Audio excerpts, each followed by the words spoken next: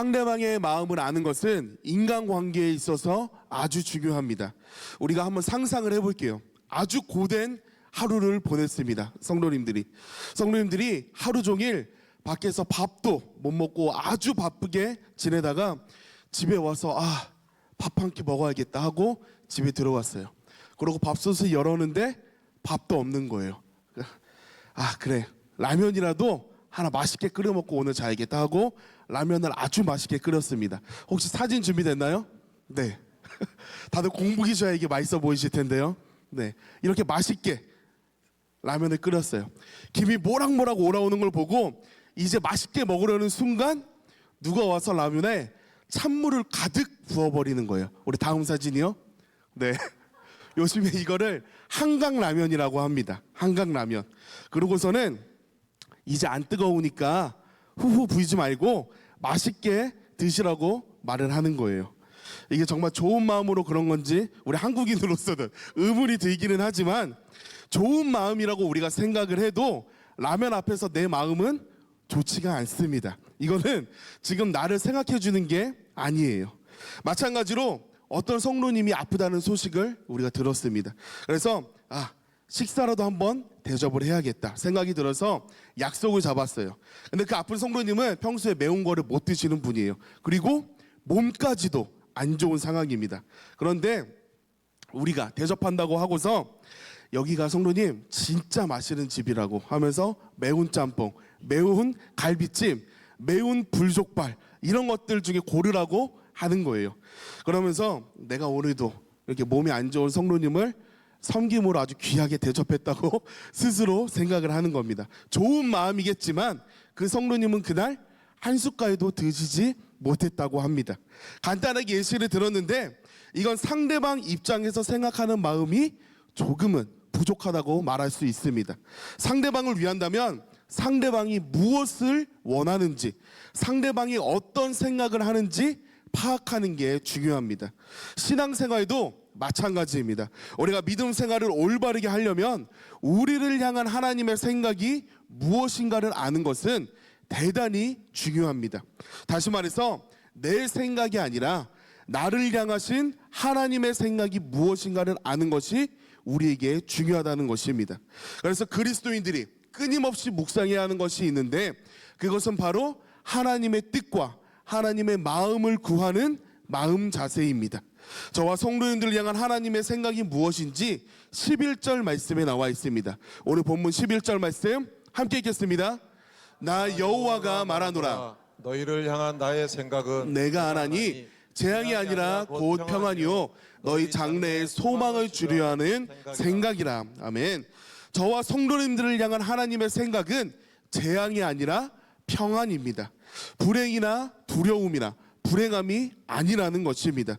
오늘 본문에서 이스라엘 백성들에게 필요한 것이 무엇인지 말씀하시는데 성공이나 물질이 아니었습니다. 지금 그들에게 필요한 것은 평안이라고 말씀하고 계십니다. 오늘 본문은 예레미야 선지자가 바벨론의 포로로 나와 있는 백성들에게 보낸 편지입니다. 지금 이스라엘 백성들은 바벨론의 포로로 끌려와 있습니다. 모든 것이 생소해요. 포로된 자로서 하루하루 생활하는 것이 무척이나 괴로웠습니다. 포로들이 잘 먹을 수도 없고 잘 잘 수도 없고 이 환경에서 편하게 지낼 수 없는 것은 너무나 당연한 사실입니다. 하지만 하나님은 이 이스라엘 백성들이 포로된 상황 속에서도 평안함 가운데 살기를 원하셨습니다. 주님이 주시는 평안은 이 세상에 주는 것과 같지 않다고 말씀하십니다. 그러니까 이 평안이라는 것이 나는 불행하지 않다, 나는 불행하지 않다, 나는 불행하지 않다 하루에 100번 200번씩 하고 나는 이제 행복하다, 나는 이제 행복하다, 나는 이제 평안하다 이렇게 정신 수양을 해서 얻는 것이 아니라는 것입니다. 오늘 우리를 향한 하나님의 생각이 무엇인지 명확하게 말씀하십니다. 우리를 향한 하나님의 생각은 성도님들이 이 땅에서 돈 잘 버는 것이 아닙니다. 세상 친구들과 재밌게 즐겁게 사는 것도 아니에요. 바로 주님께서 주시는 참 평안을 누리며 이 세상에서 사는 것이라고 말씀하십니다. 또 우리를 향한 하나님의 생각은 장래에 대한 소망을 품는 것이라고 말씀하십니다. 믿는 사람들 가운데서 이 소망에 대해서는 무언가 조금 약하게 생각하는 경향이 있습니다. 그런데 이 소망이라는 것은 우리가 생각하는 것 이상으로 굉장한 믿음을 요구하는 신앙입니다. 이게 무엇이냐면 아직 이루어지지 않았고 내 눈앞에는 아무것도 보이지 않지만 하나님의 약속을 붙잡고서 그것이 반드시 이루어질 것이라고 믿는 이 믿음이 바로 소망이라는 신앙입니다.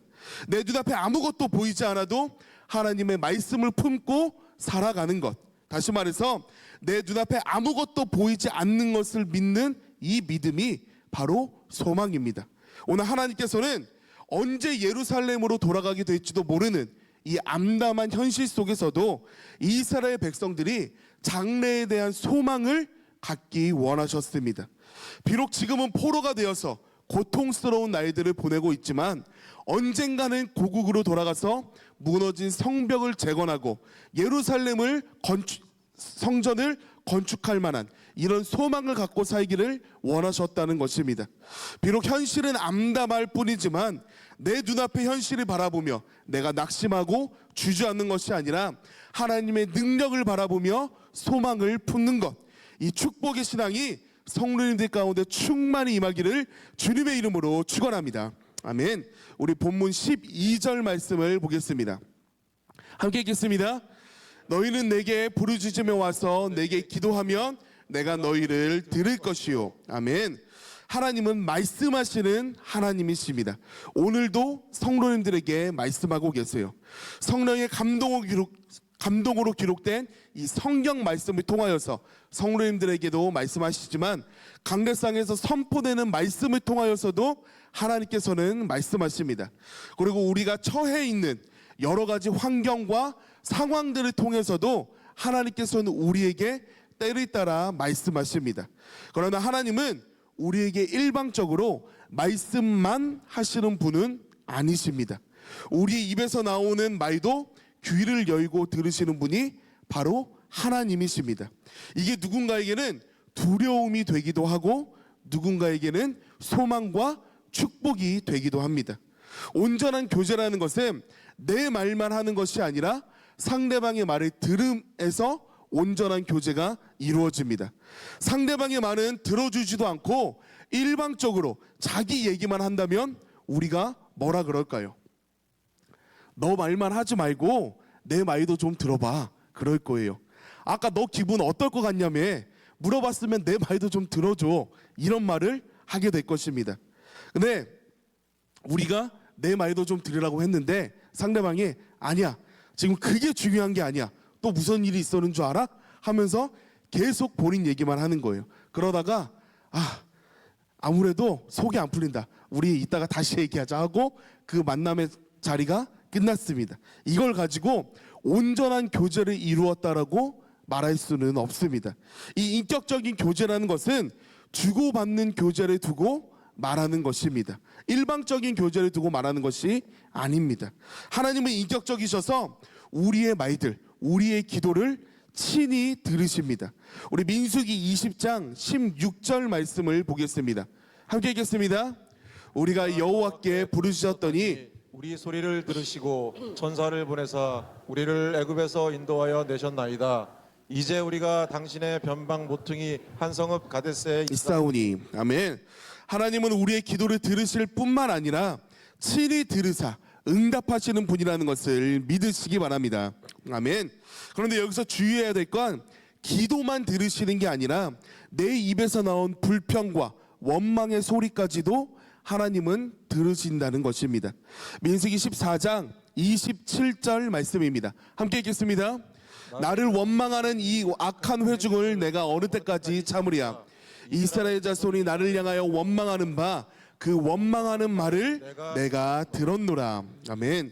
그래서 우리는 내 안에 불평과 부정적인 마음이 생긴다고 해서 불평과 원망의 말을 쉽게 뱉어서는 안 됩니다. 내가 현실 앞에서 불평하고 부정적인 말을 하는 순간 그 모임은 부정적이고 믿음이 없는 공동체로 변질되기 시작합니다. 그리고 무엇보다 하나님께서 내가 말한 그 음성을 들으시고 기억하신다는 사실입니다. 그래서 우리가 범사에 믿음의 말, 소망의 말만 해야 될 줄 믿습니다. 아멘.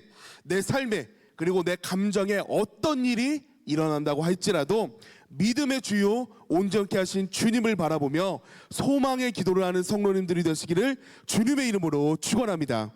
아멘. 그리고 하나님을 찾아야 됩니다. 우리 본문 13절 말씀입니다. 함께 읽겠습니다. 너희가 전심으로 나를 찾고 찾으면 나를 만나리라. 아멘. 바벨론의 포로된 자들에게 그들을 향한 하나님의 생각이 무엇인가를 말씀하신 하나님께서는 이제 너희가 전심으로 나를 찾고 찾으면 나를 만나게 될 것이라고 말씀하십니다. 여기서 하나님을 찾는다는 것은 하나님을 구한다는 것입니다. 하나님을 구한다는 것은 곧 기도하라는 말씀입니다. 여기서 하나님의 중요한 뜻을 우리가 깨닫게 됩니다. 왜 하나님께서는 포로된 그들에게 하나님의 생각이 평안과 장래에 대한 소망이라는 것을 말씀하신 뒤에 왜 또다시 내게 부르짖으며 내게 와서 기도하라고 말씀하셨는가 하는 것입니다. 다시 말해서 너희는 이대로 끝나지 않을 것이고 본국으로 돌아가게 될 것이다. 평안하라, 소망을 가져라, 약속을 주셨으면 이루시면 될 일인데 왜 나를 찾고 찾으라고 말씀하시냐는 것입니다. 그것은 오직 기도를 통해서만 하나님의 언약이 성취되기 때문입니다. 하나님의 약속은 기도를 통해서 이루어진다는 말씀입니다. 하나님의 언약의 말씀들은 모든 사람들에게 이루어지는 게 아닙니다. 바로 기도하는 자에게 응답이 있습니다. 이 당연한 믿음을 이스라엘 백성들이 갖기를 원하셨습니다. 이스라엘 백성들의 장래에 대한 소망은 포로된 생활을 청산하고 고향으로 돌아가서 예루살렘 성벽을 재건하고 무너진 성전을 재건하는 일이었습니다. 하지만 그것은 오직 기도를 통해서만 이루어진다라고 오늘 말씀하고 계십니다. 하나님께서 예비하신 축복을 경험하는 자가 되기 위해서 필요한 것들이 있는데 첫 번째로는 내 안에 돌이키는 신앙이 있어야 한다는 것입니다. 오늘 본문 12절 말씀을 보겠습니다. 12절 함께 읽겠습니다. 너희는 내게 부르짖으며 와서 내게 기도하면 내가 너희를 들을 것이요. 아멘. 하나님은 무조건 기도하라고 말씀하지 않으시고 내게 부르짖으며 와서 내게 기도하라고 말씀하십니다. 하나님께로 온다는 것은 곧 돌이키는 신앙을 뜻합니다. 내가 지금 하나님께로부터 멀어져 있고 세상으로 향해 있던 내 마음과 내 육신을 하나님께로 돌이켜서 우선 하나님께로 가까이 나아오라는 말씀입니다. 백성들이 우상 숭배하던 자리에서 돌이켜서 하나님께로 오면 기도하면 들어주신다는 말씀을 하고 계십니다. 지금 우리로 빗대어 얘기하자면 내가 예배보다 학업이나 직장을 더 높게 생각하고 아니면 또는 기도보다 피곤함과 잠을 선택했던 것들이 있다면 그 마음에서 주님께로 돌아오면 그 기도를 하나님께서 들어주시겠다고 말씀하십니다. 예레미야 18장 말씀을 보면 돌이키는 자에게 하나님께서 어떤 역사를 이루시는지 말씀하십니다. 예레미야 18장 8절 말씀을 보겠습니다. 함께 읽겠습니다. 만일 나의 말한 그 민족이 그 악에서 돌이키면 내가 그에게 내리기로 생각하였던 재앙에 대하여 뜻을 돌이키겠고. 아멘. 돌이키는 것은 곧 회개를 의미합니다. 이스라엘 백성들은 이 당시 안식일도 지키지 않았고 우상 숭배를 하다가 바벨론의 포로로 끌려가게 되었습니다. 그런데 그럼에도 돌이키기만 한다면 하나님께서도 재앙을 내리기로 하셨던 그 뜻을 돌이키겠다고 말씀하십니다. 그러므로 하나님의 약속을 경험하기 위해서는 가장 먼저 회개가 있어야 합니다. 주님을 향한 마음이 처음보다 약해져 있던 것, 내 개인의 삶에 마음에 치우쳐져 있던 것, 이 모든 것들을 회개하고 우리의 마음을 온전히 주님께로 돌이키는 이 귀한 신앙이 우리 성도님들 모두에게 있기를 주님의 이름으로 축원합니다. 아멘. 두 번째로는 기도입니다. 하나님께서 말씀하신 그 일이 이루어지도록 우리는 기도해야 됩니다. 아니, 하나님은 내 마음과 생각까지도 전부 다 알고 계시잖아요. 그럼 우린 돌이키기만 하면 되는 거 아닌가요? 생각할 수 있습니다. 그런데 하나님께서는 우리에게 분명하게 말씀하십니다. 에스겔서 36장 36절 37절 두 구절 함께 읽겠습니다. 너희 사면에 남은 이방 사람이 나의 여호와가 무너진 곳을 건축하며 황무한 자리에 심은 줄 알리라. 나 여호와가 여호와가 말하였으니 이루리라. 나 주 여호와가 말하노라. 그래도 이스라엘 족속이 이와 같이 자기들에게 이루어 주기를 내게 구하여야 할지라. 아멘. 해석할 필요가 없을 정도로 직설적으로 말씀하셨습니다.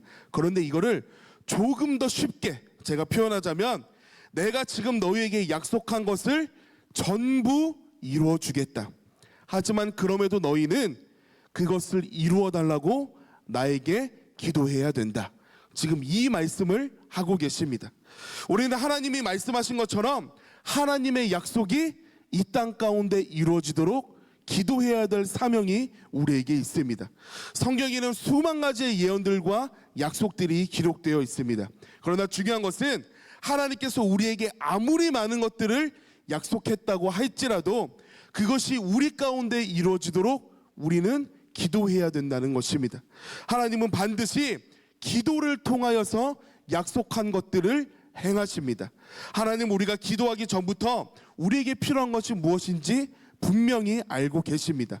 그리고 약속한 것을 지키시는 신실한 분이십니다. 그런데 만약에 내가 아무런 기도를 하지 않았음에도 불구하고 내가 원하는 것들이 저절로 내가 자고 있는데 하나씩 이루어진다면 우리는 결국 교만해지고 넘어질 수밖에 없습니다. 그리고 그 응답에 대한 감격과 감사를 경험하지 못하면서 이 세상을 살아가게 됩니다. 기도를 해본 사람은 기도의 응답과 감격의 감사의 마음이 무엇인지 분명히 알게 됩니다. 이 기도의 응답을 경험해 본 사람들은 하나님을 체험하며 하루하루 살아가게 됩니다. 하나님이 말씀하신 이 평안과 장래에 대한 소망은 반드시 회개와 기도를 통해서만 주어진다는 것을 우리가 가슴에 새기며 살아야 합니다. 바벨론이 멸망당하는 것과 왕의 마음을 움직이는 것은 하나님께서 역사하시는 일입니다. 내가 할 수 있는 일들이 아닙니다. 그러나 회개할 것은 회개하고 무릎 꿇어 기도하는 것은 내가 해야 될 몫이라는 것입니다. 내일부터 한 주간 전교인 새벽 작정 예배가 시작됩니다. 잘 나오는 성도님들만의 예배가 아니라는 것입니다. 바로 성도님들 모두를 만나시기 위하여서 하나님께서는 기다리고 계시는 시간입니다. 오늘 말씀을 통하여서 내 마음을 돌이켜 하나님의 응답을 구해야 한다고 하나님께서 말씀을 주셨다면 주님의 몸된 교회를 위하여서 그리고 우리 가정을 위하여서 내 마음의 소원을 위하여서 내가 깨어 기도할 수 있어야 합니다. 재직들의 새벽이 아니라 말 그대로 전교인의 새벽입니다. 한 주간 회개와 기도를 통하여서 하나님의 그 약속의 말씀들을 체험하는 성도님들 되시기를 주님의 이름으로 축원합니다. 아멘. 13절 말씀 우리 한 번 더 읽겠습니다. 본문 13절입니다. 함께 읽겠습니다. 너희가 전심으로 나를 찾고 찾으면 나를 만나리라. 아멘. 하나님을 찾되 또 찾아야 됩니다. 찾고 찾는다는 말씀은 이루어질 때까지 만날 때까지 기도해야 된다는 말씀입니다. 여기서 찾고 찾되 라고 기록하지 않았을 뿐이지 하나님을 만날 때까지 우리가 기도해야 된다는 말씀입니다. 다시 말해서 기도는 한두 번 하고 안 이루어지네? 그만두는 것이 아니라는 것입니다. 나아만 장군이 한두 번 기도하다가 자존심을 부렸다면 나아만 장군의 병을 치료받지 못했을 것입니다. 엘리야가 갈멜산 꼭대기에서 비 오기를 기도할 때 중간에 포기했다면 하늘에서 비 내리는 것을 경험하지 못했을 것입니다. 엘리야가 7번 기도할 때 하나님께서는 손바닥만한 구름으로 응답하셨는데 우리들이 생각할 때 7번 기도면 할만한데 이런 게 아닙니다. 또는 엘리야가 나는 오늘 7번 기도할 것이다. 7번 이상은 기도 못해. 이렇게 작정하고 올라갔고 하나님께서 엘리야가 7번 작정했네. 그럼 7번 때에는 내가 응답해야겠다. 이런 것이 아니라는 거예요. 우리에게는 성경 이야기지만 엘리야에게는 현실이었고 목숨을 내놓고 올라갔던 기도의 등산이었습니다. 엘리야가 기도를 시작합니다. 하나님, 비를 내리셔서 하나님이 살아계심을 이 백성들로 하여금 믿게 하시고 이방 신들을 심판하여 주시옵소서. 한참을 기도했어요. 그리고 하늘을 봤는데 오늘따라 날씨가 유독 화창합니다. 엘리야가 두 눈을 찔끔 감고 다시금 기도합니다. 하나님, 저를 위하여서가 아니라 하나님의 뜻을 위하여서, 하나님의 영광을 위하여서 비를 내려주세요. 한참을 기도하고 하늘을 봤는데 왠지 날씨가 아까보다 더 좋아진 것 같아요. 다시 기도합니다. 하나님, 제가 왕에게 큰 비의 소리가 들린다고 큰 소리를 쳐놨는데 저 정말 죽을 수도 있는 상황입니다. 하나님, 이거 제 만족과 제 유익을 위한 기도가 아니란 거 아시잖아요. 하나님의 살아계심을 온 백성에게 알리고 싶어서 제가 기도하는 것입니다. 하나님, 역사해 주셔야 됩니다. 한참을 기도했는데 여전히 하늘은 맑아요. 또다시 기도합니다. 하늘은 맑아요. 또다시 기도합니다. 하늘은 여전히 맑아요. 또다시 기도합니다. 구름 한 점 없습니다. 만약에 이때 포기했다면 하늘을 덮는 이 비의 역사는 없었을 것입니다. 하지만 포기하지 않고 끝까지 기도할 때 하나님께서 엘리야를 만나 주셨고 기도의 응답을 역사하셨습니다.